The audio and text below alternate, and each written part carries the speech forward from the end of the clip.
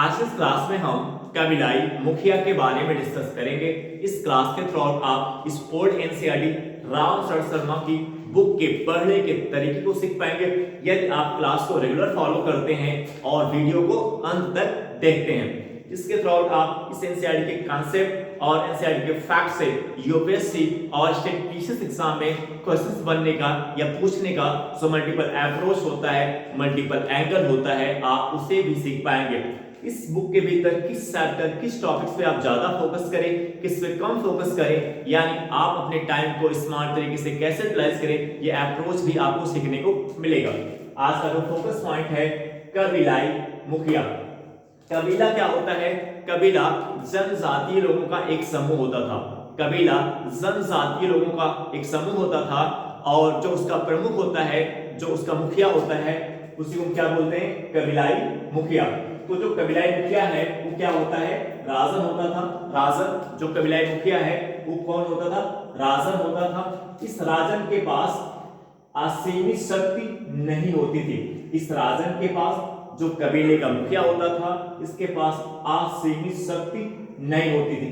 Most important angle है question बनने का। यहाँ पे इस जो कॉन्सेप्ट आपको सीखने को मिल रहा है, ये सीखने को मिल रहा है कि राजन के पास असीमित शक्ति नहीं होती थी। कैसे पता चलता है हमें? कैसे हमें पता चलता है कि राजन के पास असीमित शक्ति नहीं होती थी? तो यदि हम ऋग्वेद में देखें तो ऋग्वेद में हमें सभा, समिति, गण और विदाथा का उल्लेख मिलता है, जो कबीलाई या नातेदारी आधारित जनसमूह होता था।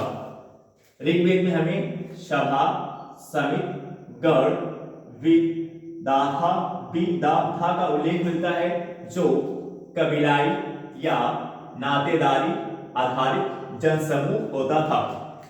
इस सभा, ये जो सभा है, ये जो समिति है, ये जो गण है, ये जो विदाथा है, इसका राजन के ऊपर नियंत्रण होता था। यानी सभा, समिति, गण और ये जो विदाथा है, ये राजन के ऊपर क्या करते थे? अपना नियंत्रण स्थापित करते थे।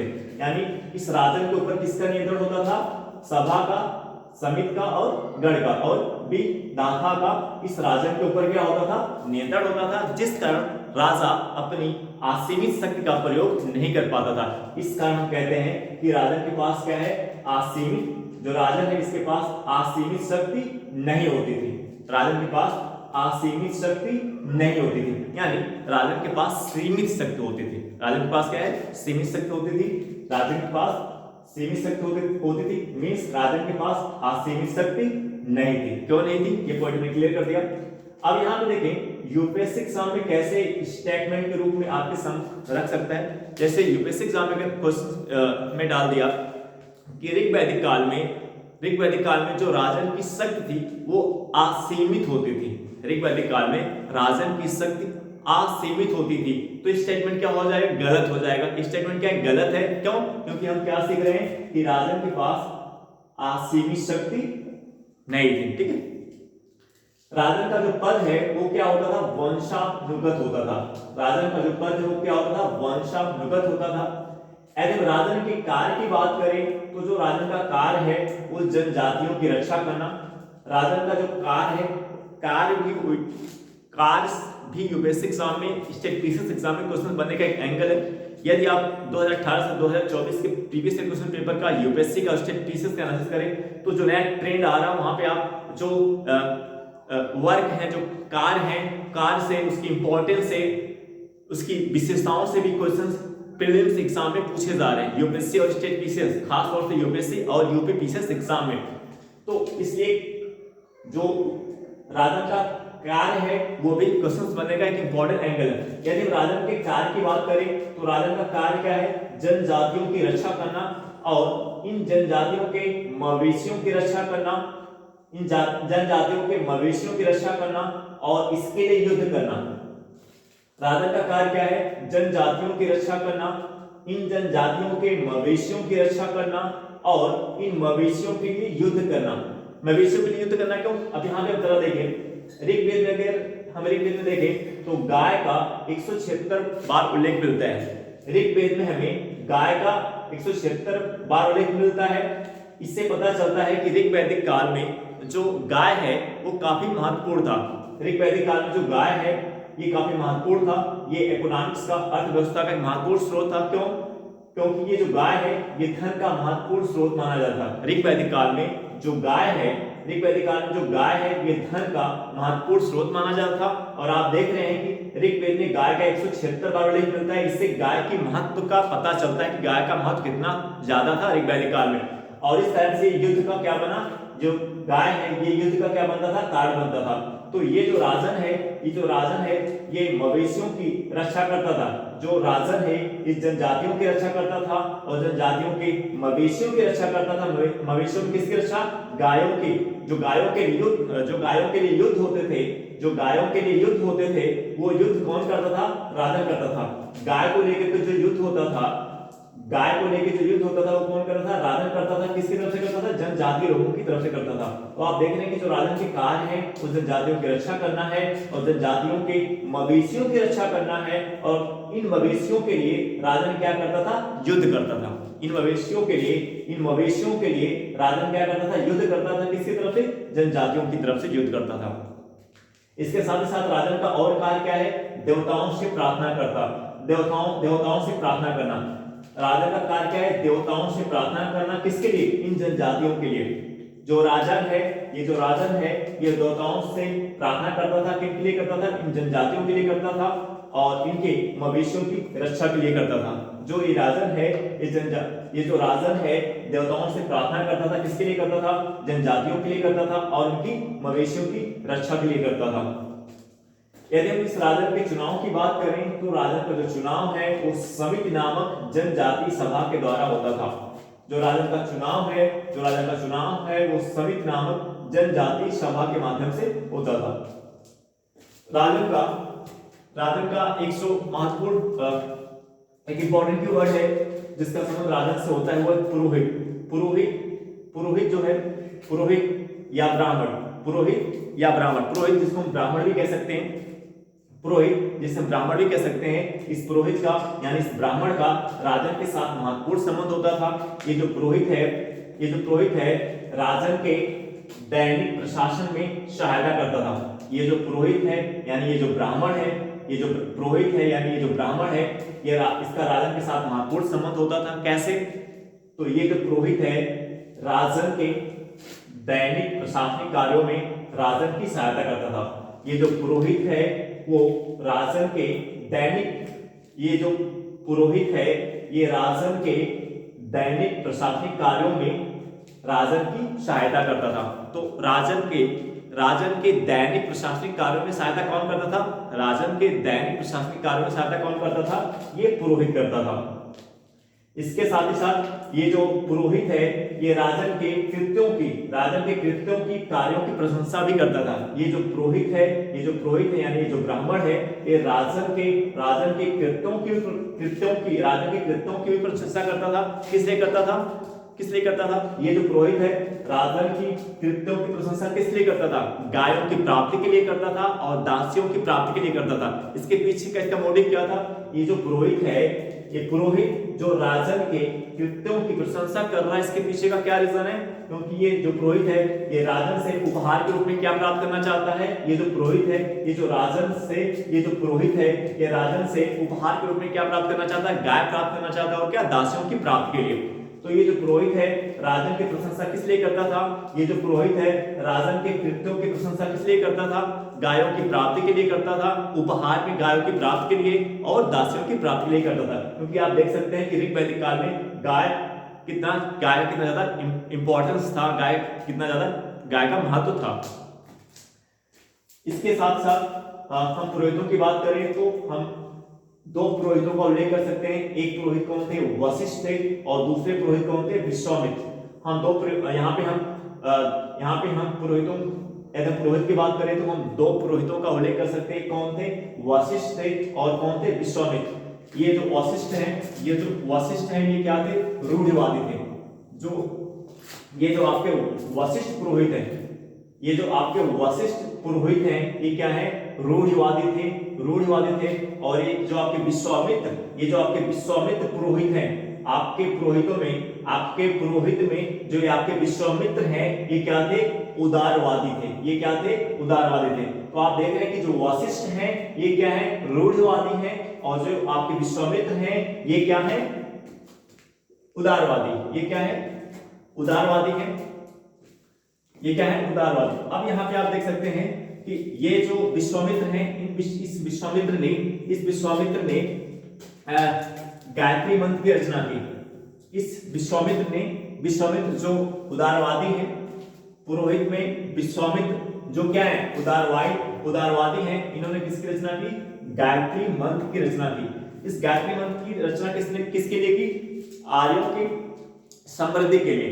तो ये आपके जो पुरोहित विश्वामित्र हैं, इन्होंने गायत्री मंत्र की रचना की। किसके लिए की? आर्यों की समृद्धि के लिए। आर्यों की समृद्धि के लिए विश्वामित्र ने गायत्री मंत्र की रचना की।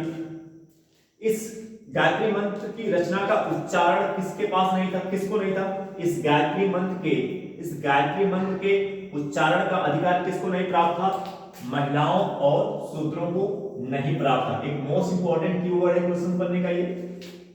आप यहाँ पे देख सकते हैं, आपको ये सीखने को मिल रहा है कि ये जो गायत्री मंत्र है, इसके उच्चारण का अधिकार किसको नहीं प्राप्त था? ये जो गायत्री मंत्र है, इसके उच्चारण का अधिकार किसको नहीं प्राप्त था? महिलाओं और शूद्रों को नहीं प्राप्त था। गायत्री मंत्र के उच्चारण का अधिकार किसको नहीं प्राप्त था? महिलाओं और शूद्रों को नहीं प्राप्त था।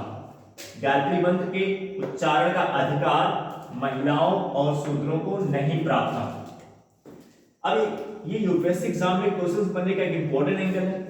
यदि यूपीएससी एग्जाम में आपके समूह के स्टेटमेंट आता है कि ऋग वैदिक काल में महिलाओं और शूद्रों को गायत्री मंत्र का उच्चारण का अधिकार प्राप्त था। यूपीएससी एग्जाम में आपके समूह क्वेश्चन आता है कि ऋग वैदिक काल में महिलाओं और शूद्रों को गायत्री मंत्र के उच्चारण का अधिकार प्राप्त था। तो ये स्टेटमेंट क्या है? गलत है। स्टेटमेंट क्या है? गलत है, क्योंकि हम क्या सीख रहे हैं? हम ये सीख रहे हैं कि ऋग वैदिक काल में गायत्री मंत्र का उच्चारण का अधिकार महिलाओं और शूद्रों को नहीं था। ठीक है।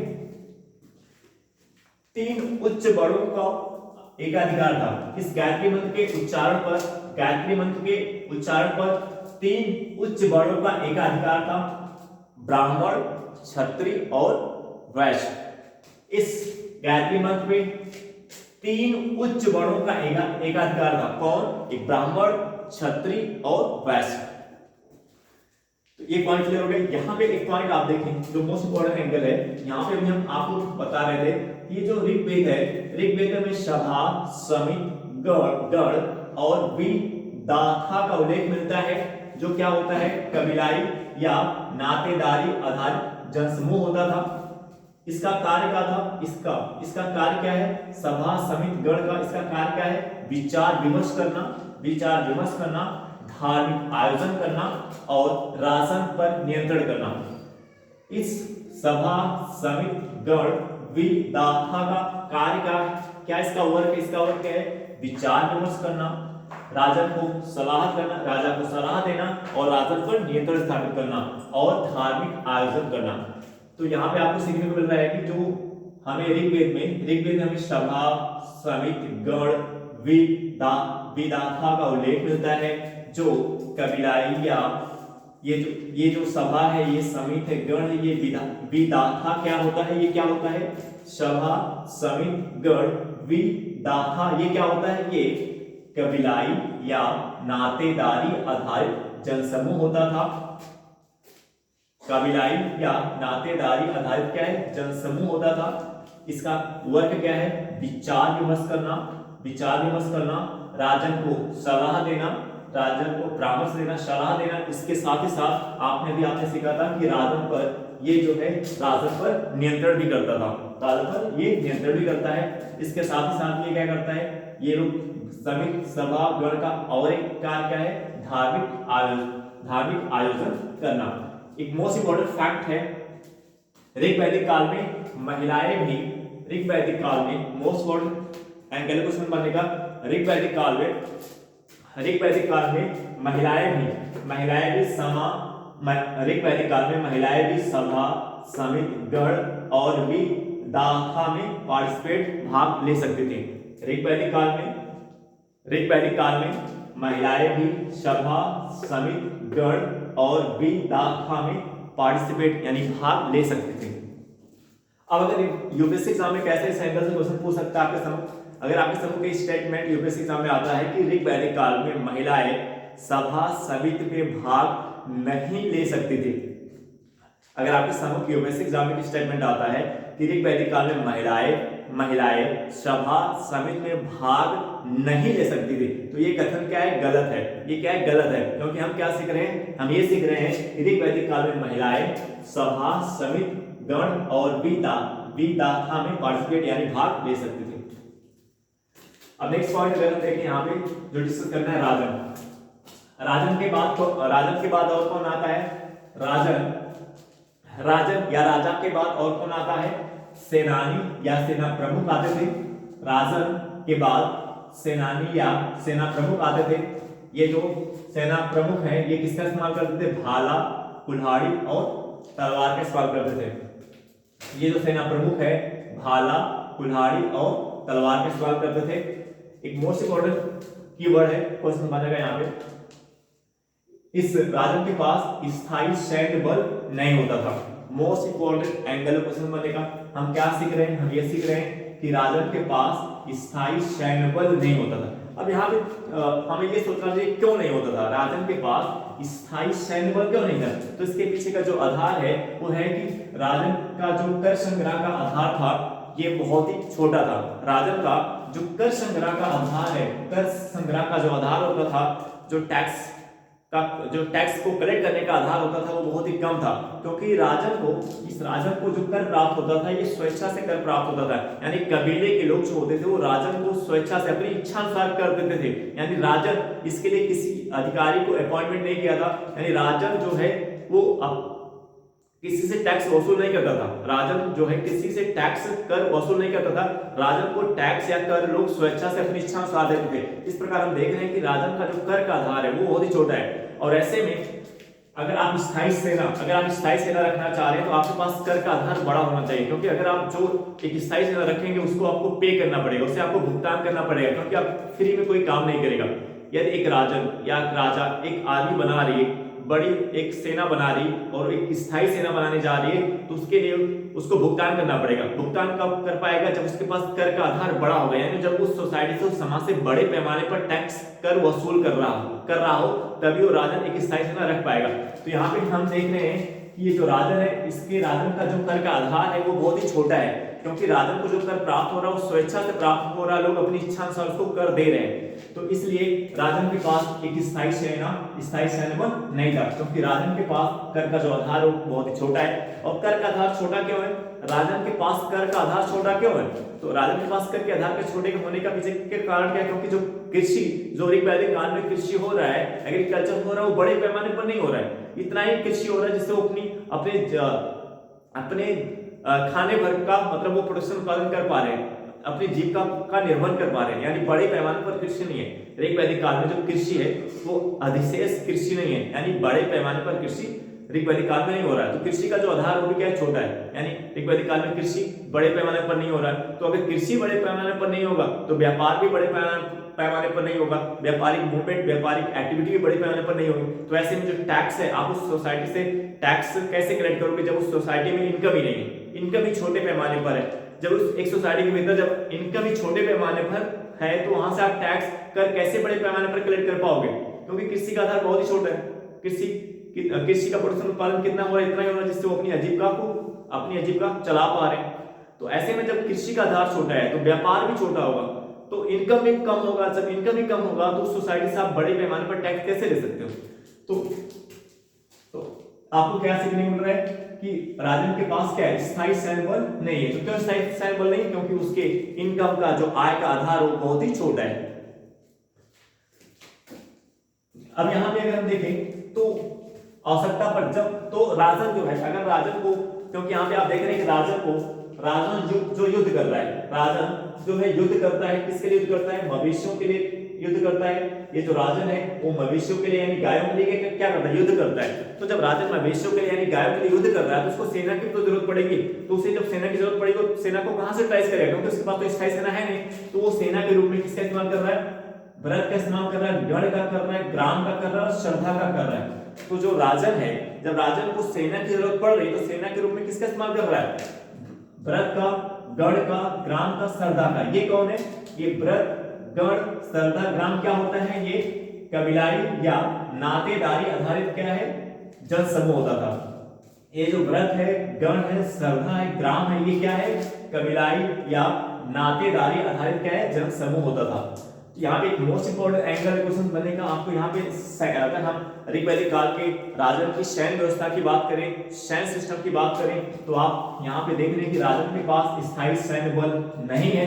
लेकिन आप यहाँ पे कह रहे हैं कि जो राजन है वो गायों के लिए युद्ध कर रहा है। तो जब राजन गायों के लिए युद्ध करेगा तो राजन को सेना की आवश्यकता पड़ेगी। तो सेना की आवश्यकता उसकी पूर्ति वो कहां से करेगा, किसके माध्यम से करेगा, व्रत के माध्यम से करेगा, गढ़ के माध्यम से करेगा, ग्राम के माध्यम से करेगा, श्रद्धा के माध्यम से करेगा। जो क्या होता है, कबीलाई या नातेदारी आधारित क्या होता है, जन समूह होता है। ठीक है, तो अब यहाँ पे आपको देखने को मिल रहा है किस प्रकार व्रत, गढ़, ग्राम, श्रद्धा राजन के लिए, राजन की सैन्य व्यवस्था में, सैन्य सिस्टम में एक इंपॉर्टेंट रोल, एक महत्वपूर्ण रोल प्ले कर रहा है। एक पॉइंट क्लियर है। अब ये नेक्स्ट पॉइंट देखें, कर संग्रह की बात करें, कर संग्रह की, कर कलेक्शन की बात करें तो हम क्या सीख रहे हैं कि हम ये सीखने को मिल रहा है कि राजन के पास कर संग्रह को लेकर के किसी अधिकारी का उल्लेख नहीं मिलता है। ऋग्वैदिक काल में हमें कर संग्रह को लेकर के किसी अधिकारी का उल्लेख नहीं मिलता है। ऋग्वैदिक काल में हमें कर संग्रह को लेकर के किसी अधिकारी का उल्लेख नहीं मिलता है। मोस्ट इंपोर्टेंट फैक्ट है, ऋग्वैदिक काल में हमें कर संग्रह को लेकर के, टैक्स के कलेक्शन को लेकर के किसी अधिकारी का उल्लेख नहीं मिलता है। और क्यों नहीं मिलता है, ये पॉइंट हमने पहले क्लियर कर लिया, क्योंकि यहाँ पे जो राजन है वो राजा है, जो राजन है वो टैक्स, जो कर है वो किसी से वसूल नहीं कर रहा है। लोग उसको टैक्स कर, उसको लोग अपनी इच्छा से स्वयं दे रहे हैं, अपनी इच्छा से उसको कर दे रहे हैं। क्योंकि जो सोसाइटी, जो समाज है, वहां पे जो अभी कृषि का आधार वो बहुत ही छोटा है। तो जब कृषि का आधार बहुत छोटा होगा तो व्यापार भी बहुत छोटे लेवल पे होगा, तो व्यापार बहुत छोटे स्तर पर होगा। तो ऐसे में उस सोसाइटी की जो इनकम है वो बहुत ही कम होगी। इतनी इनकम, इतनी आमदनी नहीं होगी कि आप उस सोसाइटी से अपेक्षा करें कि वो आपकी इच्छा अनुसार आपको टैक्स पे करे। तो आप ये अपेक्षा नहीं कर सकते उस सोसाइटी, समाज वो आपको कर पे करेगी जो आप चाह रहे हैं, तो आपकी इच्छा अनुसार वो टैक्स नहीं पे करेगी। लेकिन फिर भी राजन उनकी मदद कर रहा है। राजन की, आपने पढ़ा राजन के कार्य क्या है, राजन जो है जनजातियों की रक्षा कर रहा है, जनजातियों के मवेशियों की रक्षा कर रहा है, और इन मवेशियों की रक्षा के लिए राजन युद्ध कर रहा है। तो ये जो राजन इन जनजातियों के लिए जो कार्य कर रहा है, इससे खुश होकर के ये जो जनजाति लोग हैं, ये खुद राजन को अपनी इच्छा से, स्वेच्छा से कर दे रहे, टैक्स दे रहे, लेकिन वो बहुत ही छोटा है, वो कर का आधार बहुत ही क्या छोटा है। तो ऐसे में अगर जब कर का आधार ही बहुत छोटा है, तो इसके लिए राजन, फिर अगर राजन कैसे एक अधिकारी की व्यवस्था करेगा, क्योंकि जब राजन अधिकारी की व्यवस्था तब करेगा जब राजन खुद कर वसूल रहा है, जब राजन खुद कर वसूल करने के एबल हो जाएगा, जब सोसाइटी का इनकम क्या है, बड़े पैमाने पर ज्यादा हो जाएगा, यानी जब राजन खुद टैक्स वसूल करेगा, तब वो क्या करेगा, एक अधिकारी को ऑफिसर को अपॉइंटमेंट करेगा। लेकिन कर का आधार बहुत ही छोटा है, तो ऐसे में जहां पे लोग अपनी स्वेच्छा से, अपनी इच्छा अनुसार दे रहे हैं कर राजन को, और कर का आधार बहुत छोटा है, तो कैसे वो अधिकारी को नियुक्त करेगा, एक अधिकारी कैसे रखेगा? क्योंकि वो अगर कर के संग्रह के लिए एक अधिकारी करेगा तो उसको भी भुगतान करना पड़ेगा। अगर राजन कर के संग्रह के लिए भी एक अधिकारी रख रहा है तो उसे राजन को उसको भुगतान करना पड़ेगा। और भुगतान कैसे करेगा वो, क्योंकि उसके पास जो इनकम है, जो इनकम का आधार वो क्या है, बहुत ही छोटा है। तो ये जो बलि, तो जो जनजाति लोग हैं, जो कबीले के लोग हैं, वो राजन को स्वयं से कर दे रहे हैं, उस स्वयं से जो कर दे रहे हैं उसको हम बलि बोलते हैं। और वो बलि किसके रूप में दे रहा है, उपहार के रूप में दे रहा है। तो उस कबीले के लोग जिसकी रक्षा कौन कर रहा है, राजन कर रहा है। कबीले के लोगों की रक्षा जो राजन कर रहा है, तो वो कबीले के लोग राजन को स्वयं अपनी इच्छा अनुसार कर दे रहे हैं, अपनी इच्छा अनुसार राजन को टैक्स दे रहे हैं। जो कबीले के लोग अपनी इच्छा अनुसार जो राजन को कर दे रहे हैं, उसी को हम क्या बोलते हैं, बलि बोलते हैं, जो एक प्रकार का क्या है, उपहार है। ठीक है, इसी प्रकार के हम देखें न्यायिक प्रशासन की बात करें तो ऋग्वैदिक काल में हमें न्यायिक प्रशासन को लेकर किसी अधिकारी का उल्लेख नहीं मिलता। इसी प्रकार ऋग्वैदिक काल में न्यायिक प्रशासन को लेकर के हमें किसी अधिकारी का उल्लेख नहीं प्राप्त होता है। इसी प्रकार ऋग्वैदिक काल में न्यायिक प्रशासन को लेकर के हमें किसी अधिकारी का उल्लेख नहीं प्राप्त होता। अब राजन जहां आप देख रहे हैं कि राजा को स्वेच्छा से कर लोग दे रहे हैं, तो राजा के पास इनकम ही नहीं है, बड़े इनकम ही नहीं है राजा के पास बड़े पैमाने पर से कर की प्राप्ति नहीं हो रही, तो फिर कैसे वो न्यायिक ऑफिसर को अपॉइंटमेंट करेगा? क्योंकि उस अधिकारी के लिए भी उसे भुगतान करना पड़ेगा, क्योंकि राजा की क्षमता कैपेसिटी अभी इतना नहीं है कि वो न्यायिक अधिकारी की नियुक्ति कर सके, कर के अधिकारी नियुक्त करे और उनको भुगतान कर सके। तो क्योंकि राजा के पास कर का आधार क्या है, छोटा, इसलिए वो इतना उसके पास इतनी क्षमता नहीं है कि वो न्यायिक प्रशासन के लिए अधिकारी, न्यायिक प्रशासन की स्थापना कर सके और उसके लिए अधिकारी नियुक्त कर सके, कर संग्रह की व्यवस्था कर सके और उसके लिए अधिकारी नियुक्त करे। राजा की कैपेसिटी क्षमता अभी इतनी नहीं, क्योंकि उसके जो कर का आधार क्या वो बहुत ही छोटा है, लोग उसको स्वयं अपनी इच्छा से स्वयं से कर उसको दे रहे हैं इसकी। तो अब यहाँ पे एक पॉइंट हम देख रहे हैं कि न्यायिक प्रशासन के लिए हमें किसी अधिकारी का उल्लेख नहीं प्राप्त होता है। ऋग्वैदिक काल में न्यायिक प्रशासन के लिए हमें किसी अधिकारी का उल्लेख नहीं प्राप्त होता है। तो जो ऋग्वैदिक काल है, क्या वो एक आदर्श समाज है? क्या एक आदर्श समाज है कि जहां पे आपको अधिकारी की, न्यायिक अधिकारी की जरूरत नहीं पड़ेगी? अब आपके दिमाग में क्या ऐसा दिमाग में आपके क्वेश्चन आ रहा है कि जो ऋग्वैदिक काल के लोग हैं वो एक आदर्श समाज है, इसलिए वहां पे न्यायिक व्यवस्था के लिए कोई अधिकारी नहीं है। तो ये आप अगर ऐसा सोचेंगे तो आप गलत सोच रहे हैं, क्योंकि जो ऋग्वैदिक काल है कोई आदर्श समाज नहीं है। ऋग्वैदिक काल कोई आदर्श समाज नहीं है। वहां पे भी वहां पे भी आप देख रहे हैं कि गायों की चोरी हो रही है, धोखाधड़ी हो रही है। ऋग्वैदिक काल में भी धोखाधड़ी हो रही है, गायों के लिए चोरी हो रही है। तो इस समस्या के समाधान के लिए राजन ने क्या अपॉइंटमेंट किया है? किसको रखा है? गुप्तचर। इसके लिए उसने क्या व्यवस्था की है? गुप्तचर की व्यवस्था की है। ऋग्वैदिक काल में हमें किसी भी प्रकार के न्यायिक अधिकारी का उल्लेख नहीं प्राप्त होता है। ऋग्वैदिक काल में हमें किसी भी प्रकार के न्यायिक अधिकारी का उल्लेख नहीं प्राप्त होता है। तो क्या इसका मतलब हम ये सोच लें कि जो ऋग्वैदिक काल है वो एक आदर्श समाज है, वहां पे किसी अधिकारी की जरूरत नहीं है? तो ये सोचना तर्कसंगत नहीं होगा। ऋग्वैदिक काल में भी धोखाधड़ी हो रही है, गायों के लिए चोरी हो रही है, आप देख रहे हैं गायों के लिए युद्ध हो रहा है, लेकिन राजन के पास इतनी कैपेसिटी क्षमता नहीं है कि वो अधिकारी की नियुक्त कर सके। तो ऐसे में राजन किससे काम चला रहा है? वो एक गुप्तचर से काम चला रहा है। इस समस्या का समाधान किसके माध्यम से कर रहा है? गुप्तचर के माध्यम से कर रहा है। गुप्तचर के थ्रू आउट इस समस्या का समाधान कर रहा है। अब बात करेंगे क्षेत्रीय प्रशासन की। तो क्या ऋग्वैदिक काल में आपको क्षेत्रीय प्रशासन देखने को मिलता है? नहीं, ऋग्वैदिक काल में क्षेत्रीय प्रशासन भी नहीं है। ऋग्वैदिक काल में हमें क्षेत्रीय प्रशासन के लिए भी अधिकारी का उल्लेख नहीं मिलता है। ऋग्वैदिक काल में क्षेत्रीय प्रशासन के लिए भी अधिकारी का उल्लेख नहीं प्राप्त होता है। ऋग्वैदिक काल में क्षेत्रीय प्रशासन के लिए भी अधिकारी का उल्लेख नहीं प्राप्त होता है। लेकिन हम कुछ महत्वपूर्ण अधिकारियों को देख सकते हैं, जो एक बृहस्पति है और एक क्या है? ब्राह्मणी है। तो ये जो बृहस्पति है, दो अधिकारी हमें देखने को मिलते हैं। एक बृहस्पति देखने को मिलता है, लेकिन ये बृहस्पति देखने को मिलता है, ब्राह्मणी देखने को मिलता है। ये जो बृहस्पति है ये एक बड़े भूभाग का मालिक होता था या एक बड़े कृषि के भाग का मालिक होता था। जो बृहस्पति है ये एक बड़े भूभाग का मालिक होता था, एक बड़े कृषि के भूभाग का मालिक होता था।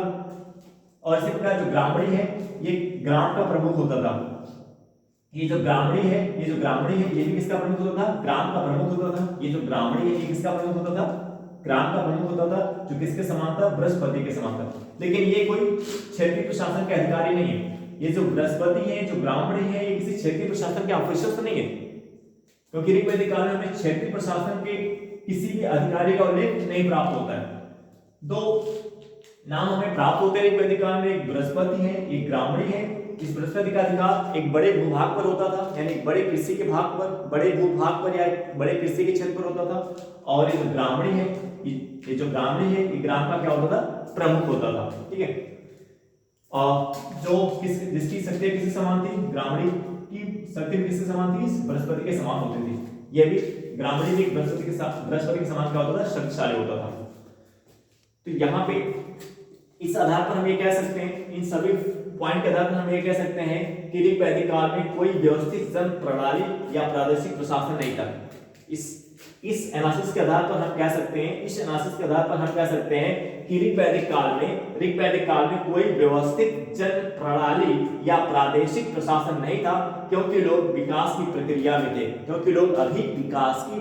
में थे, इन फैक्ट एनालिसिस के आधार पर, इन कॉन्सेप्ट एनालिसिस के आधार पर हम कह सकते हैं कि ऋग्वैदिक काल में कोई व्यवस्थित जन प्रणाली या प्रादेशिक प्रशासन नहीं था। इन फैक्ट एनालिसिस हम कह सकते हैं कि ऋग्वैदिक काल में कोई व्यवस्थित जन प्रणाली या प्रादेशिक प्रशासन नहीं था, क्योंकि लोग विकास की प्रक्रिया से गुजर रहे थे। ऋग्वैदिक काल में कोई व्यवस्थित जन प्रणाली या प्रादेशिक प्रशासन नहीं था, क्योंकि लोग अभी विकास की प्रक्रिया से गुजर रहे थे। अब यदि हम इन कॉन्सेप्ट को, अगर हम न्यायिक प्रशासन को, अगर यूपीएससी एग्जाम में ऋग्वैदिक काल के न्यायिक प्रशासन से रिलेटेड एक फैक्ट आपके समझ रखता है, आपके समझ यूपीएससी एग्जाम में स्टेटमेंट आता है कि ऋग्वैदिक काल में हमें न्यायिक अधिकारी का उल्लेख प्राप्त होता है। ऋग्वैदिक काल में हमें न्यायिक अधिकारी का उल्लेख प्राप्त होता है। ऋग्वैदिक काल में हमें एक व्यवस्थित न्यायिक प्रशासन देखने को मिलता है। तो ये कथन क्या हो जाए? गलत होगा। ये कथन क्या है? गलत है, क्योंकि हम क्या सीख रहे हैं कि ऋग्वैदिक काल में हमें किसी भी न्यायिक प्रशासन का उल्लेख नहीं मिलता। ऋग्वैदिक काल में हमें न्यायिक प्रशासन के लिए किसी अधिकारी का उल्लेख नहीं प्राप्त होता है। यानी ऋग्वैदिक काल में हमें कोई व्यवस्थित न्याय प्रशासन देखने को नहीं मिलता, क्योंकि ऋग्वैदिक काल में न्याय प्रशासन के लिए किसी भी अधिकारी का उल्लेख नहीं प्राप्त होता है। तो ये एंगल होगा क्वेश्चन बनेगा। आई होप दैट ये क्लास आपको समझ आई होगी। हम आपसे नेक्स्ट वीडियो मिलेंगे। Okay, bye.